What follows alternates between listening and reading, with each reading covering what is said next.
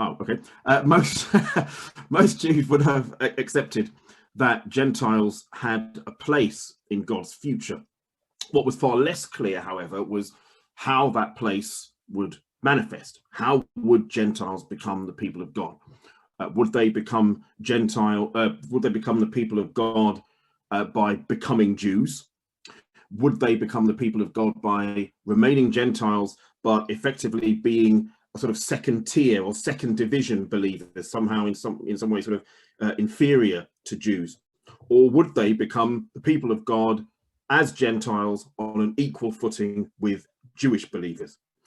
And it's fairly clear that this was the position, this last position was the position that the Apostle Paul took, that people who were Gentiles, who were non-Jews, who came into this new family that God was creating, as people of God, would be able to do so as Gentiles on an equal footing with Jewish believers. And this is why this incident that's recorded in Galatians 2:11 through 14 is such a critical one. And it was on the reading, although I'll refer to it again. This incident where Paul is in Antioch at a meal celebration, a mixed meal celebration. There were Christian Jews and Christian Gentiles there. And whereupon the arrival of some colleagues of James, that Peter and other Jewish Christians started withdrawing from the table, became such a source of embarrassment to the early church that very key early Christian leaders tried to explain it away. The great North African Christian leader Tertullian tried to suggest that Paul was a young convert and that he was a bit overzealous, and his reaction was a massive overreaction, that his dressing down of Peter was just a gross overreaction. The Alexandrian father Clement claimed that the Caiaphas who Paul addresses at Antioch was a different Caiaphas to Peter. It wasn't the Apostle Peter, it was another Caiaphas. He simply couldn't accept that two important Christian leaders like this could have such an inglorious falling out. And later St. Jerome, and later followed by Augustine, although Augustine and Jerome got into a strange argument, heated argument about this, claimed that Peter and Paul in fact staged the entire event to try to teach the church a lesson about missionary activity to the non-Jews. Now, none of those explanations, of course, is historically plausible. It seems quite clear that the event happened as it happened, and these ways of rewriting history that we find in some of the early church fathers were merely attempts to spare the church's blushes, and understandably so, as early enemies of the church used the incident as a way of saying this is a community that simply could not have come from God. People like Celsus and Porphyry used it as ammunition in their own writings. So let's consider the incident for a moment. It's in Galatians 2:11 through 14, and Paul writes this: "But when Caiaphas came to Antioch, I opposed him to his face, because he stood condemned. For prior to the coming of some men from James, he used to eat with the Gentiles, but when they came, he began to withdraw and separate himself, fearing those from the circumcision. The rest of the Jews joined him in hypocrisy, with the result that even Barnabas was carried away by their hypocrisy. But when I saw that they were not acting straightforwardly about the truth of the gospel, I said to Caiaphas in the presence of them all, if you, being a Jew, live like the Gentiles, not like the Jews, how is it that you compel Gentiles to live like Jews?" Now, as I suggested in the pre-reading, don't worry if you haven't read it, but this story actually is the third of three stories in Galatians 1 and 2, where Paul describes some kind of marginalization. The first marginalization story is actually Paul's own harassment of the early church in Jerusalem. Now, we don't have a clear idea what Paul's beef was with the early Jesus movement. Our best guesses point to the fact that he believed that in some way this group were in some way compromising on the Torah. And this was a time when it was certainly it was important to a number of very conservative Jews that Jews held very fast to the law. But this group, this Jesus movement, who had proclaimed that this crucified Jew was the Messiah, in some way were compromisers, and Paul saw that as a problem, and that's probably why he persecuted them. The second story is in Galatians 2:1-5, and there Paul describes a time when he went to Jerusalem with a Greek co-evangelist called Titus, and some people who Paul just describes as false brothers attempted to bully Titus into being circumcised. Paul says how he went to great length to make sure that Titus did not acquiesce. He wouldn't give in to these so-called false brothers for a moment. And then he describes this situation in Antioch. So the Antioch situation is actually the third of three what you might call marginalization dramas. And that's why I think it's important to read this particular story as a story of ethnic marginalization in the early church. I want you to imagine this scenario. It might help to kind of crystallize at least what practically was going on. Imagine you are a white English believing Christian and you've grown up in a rural village where all the Christians you know are white. Now, this may well actually be your actual story, so no offense if that's the case. But you've grown up with this strong sense of a white believing community. Then at the age of 18, you trot off to university in London, which is of course very ethnically and racially diverse city, and you start mixing with Christians from all sorts of backgrounds and who are all sorts of shades and skin colors. Then one day you're at a party with a whole group of Christians, a very mixed group of Christians. It's Caribbeans and Asians and Chinese and white Christians all there. Then a group of your Christian friends from the rural white village that you grew up in turn up at the party, and suddenly you start acting in shifty fashion. You're thinking to yourself, what on earth are they thinking? And you start withdrawing from all the non-white Christians. And then the other white Christians there see you do that and think, oh, well, maybe we shouldn't be hanging around with these guys too. And then they all start slinking away. And then effectively what you have is a racially divided room. Got all the white believing Christians in one corner and all the non-white believers in another corner. That's kind of the scenario. I'm taking a few liberties here, but that's kind of the scenario that happened in Antioch. And you can imagine that this divide it must have been very obvious. It was so obvious that Paul immediately snapped. So let me ask you this question generally, just so I can get we can all get a sense of what was going on here. Just either raise your hand or something. I just want to hear from a couple of people about a time when you felt like the odd one out in a situation and what that felt like. I'll begin again. Okay, the first thing I want to draw your attention to then in this context is Paul's phrase, the truth of the gospel. He uses it in Galatians 2:14. So when he sees the Jewish Christians withdraw from the meal table, he writes in Galatians 2:14, but when I saw that they were not straightforward about the truth of the gospel, I said to Caiaphas in the presence of them all, if you, being a Jew, live like the Gentiles and not like the Jews, how is it that you compel Gentiles to live like the Jews? Slightly earlier in Galatians 2:5, and this is in relation to false brothers attempting to force Titus into circumcision, Paul writes this, but we did not yield in subjection to them even for an hour, so that the truth of the gospel might remain with you.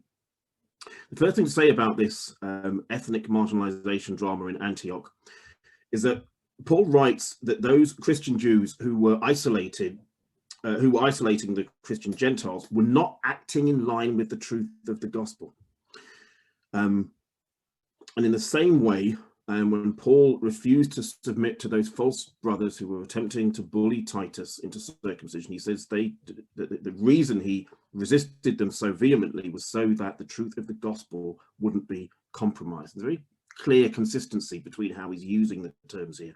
In both instances, what Paul is desperate to prevent is any sense of dominance and the refusal to permit any kind of hierarchy based on ethnicity. If Paul acquiesced at the Antioch in the Antioch situation, if Paul didn't check Peter and the other Christian Jews, then it would have sent a very clear message that Jewish ethnicity is superior to Gentile ethnicity. If Paul had allowed Titus to be bullied into being circumcision, again, it would have sent a very clear message that becoming Jewish was an essential component of the gospel, and that if you were simply a Gentile, that you were in some way inferior. Now, I think the key thing I want to emphasize in this respect is that ethnic marginalization of any kind in a Christian community is not merely evidence that social cohesion has been threatened, or even that racism has crept into the church. It describes an absolute failure of the gospel. And this, I think, is part of the missing link in these discussions in churches, is that it seems that the discussions revolve around what should we do about racism, when the real question that should be asked is what should we do about the gospel? Paul says it's the very truth of the gospel that's been compromised when any sense of hierarchy on the basis of race or dominance on the basis of race or ethnicity enters a Christian community. Indeed, in verse 13, he challenges those people who withdrew from the mixed meal table on their hypocrisy. It was hypocritical in Paul's mind to claim to be in Christ and yet to have some sense of superiority within a Christian community. In other words, the very essence of the Christian gospel, the very truth of the gospel, as Paul puts it twice in Galatians 2, is the absolute equality of all people under God. Indeed, this to me is part of the very beauty of the Christian faith, and indeed the very great responsibility that I think the church has to the world. The church, in my view, ought to be an emblem to the world of what it looks like to be the family of God, a people where, irrespective of the color of your skin or your ethnic roots or ethnic origins, that we are all one, as Paul goes on to argue in Galatians 3. We'll get to that towards the end. At that point, then, I'd like to ask another question, and perhaps we'll spend a little more time on this. So if you... Okay. In Galatians 2:11, at the beginning of this this segment in where Paul is discussing the issue at Antioch, one thing he makes very clear is that he opposed Peter to his face, and he goes on to say a little later that he said to Cephas, again in the presence of them all, in Galatians 2:14. I think this is he makes this point about the public nature of how he dressed down Peter, to contrast Galatians 2 verse 2. There, when Paul was saying to the Jerusalem leaders the version of the gospel, telling them the version of the gospel that he was telling to Gentiles, he makes a specific point that he pulled them aside for a private meeting. This is, it's clearly something which Paul knows how to do.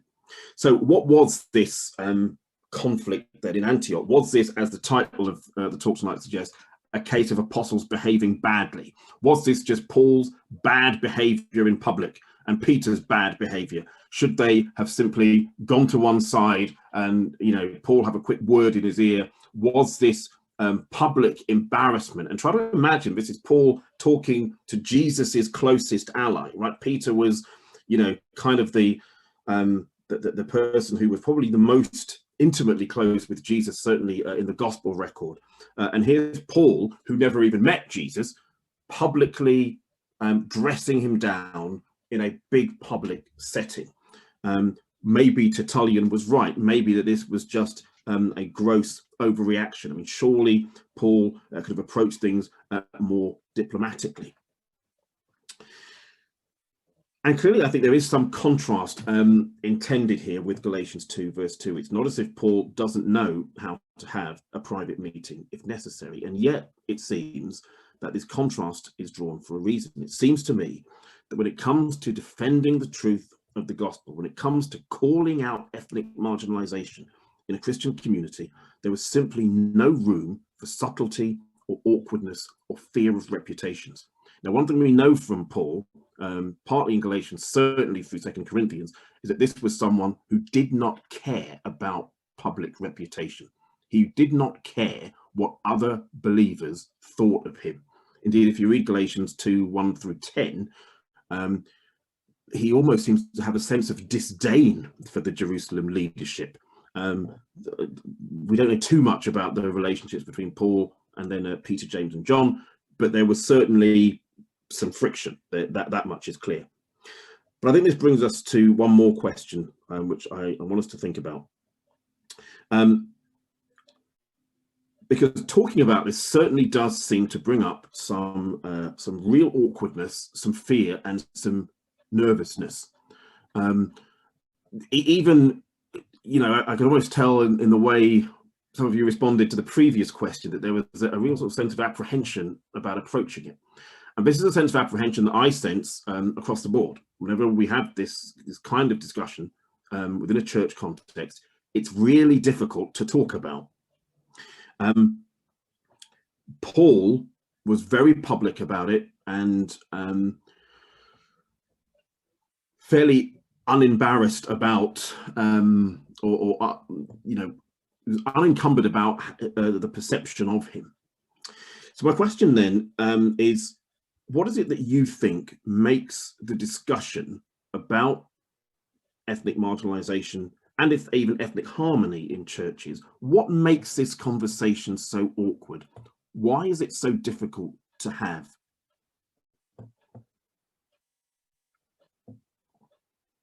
I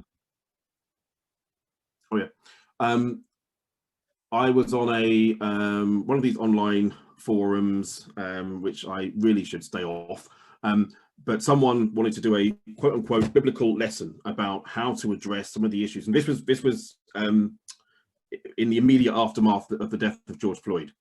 And he tried to do a sort of retelling of the story. I think I may have mentioned this. He tries to do a retelling of the story of Luke 18 and the story of the Pharisee and the tax collector who go up to the temple and pray, right? And the Pharisees there sort of effectively praying about how wonderful he is and how he fasts and how he prays and how he gives money to the poor, and that this tax collector, and tax collectors were about as popular then as they are now, came and beat his breast and wouldn't even look up to heaven and just said, "God have mercy on me, a sinner."